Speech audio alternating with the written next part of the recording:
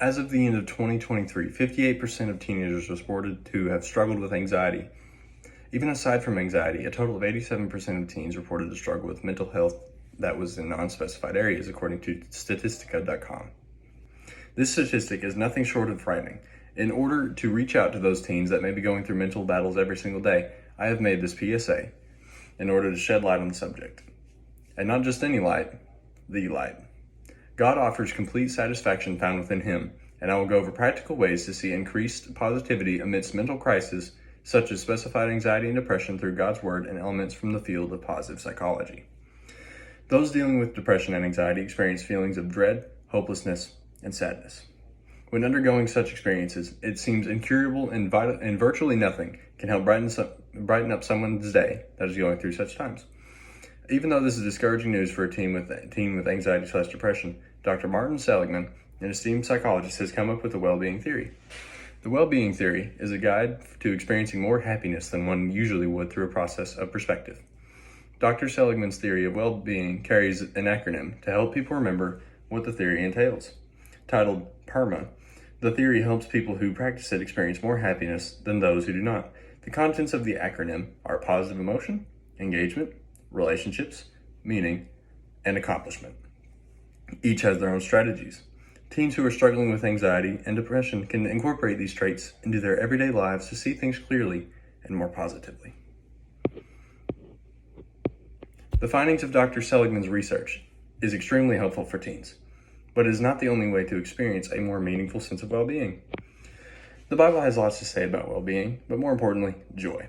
In the Christian's perspective, joy is an eternal sense of positive emotion, including but not limited to happiness, gratitude, and forgiveness. Some Bible verses to help back this up include Colossians 3:17, Psalm 118:24, and 1 Peter 5:7, and so much more than those. We are made in God's image, so that means that we are to rejoice and celebrate that truth in the midst of struggle and battles. If nothing else, the sacrifice of Jesus Christ is the most encouraging and loving thing that our history will ever get to experience. The fact that the Son of Man came down, became man, and died for us just so we can experience our Creator in a true relationship again is the best news that we could ever hear. And if we live that out daily, then the tactics of Satan, like anxiety and depression, will be much weaker to us. The same message applies to the teens that are struggling with such situations. Another way to help fight depression and anxiety is the character strength of hope. In our lecture, Dr. Provost defines hope as a cognitive, emotional, and motivational stance towards the future. Hope helps to give a sense of light at the end of the tunnel, something to look forward to. Without hope, all seems lost and pointless. If someone fighting depression and anxiety uses practical applications of hope, it would change how badly they fight against their mental state of being.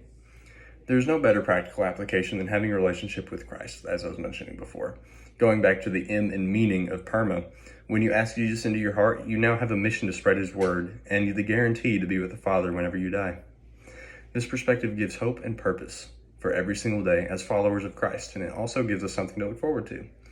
Teens with mental struggles can accept Christ and finally experience true inner peace, and that is not temporary. Through Christ, He can battle depression and anxiety on your behalf.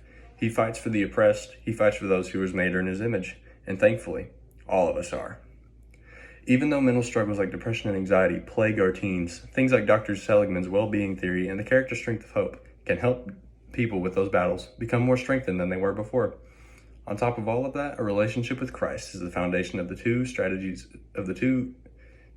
struggles above. Without Christ, all is lost. With Christ, however, there is nothing that a teenager with mental battles cannot do.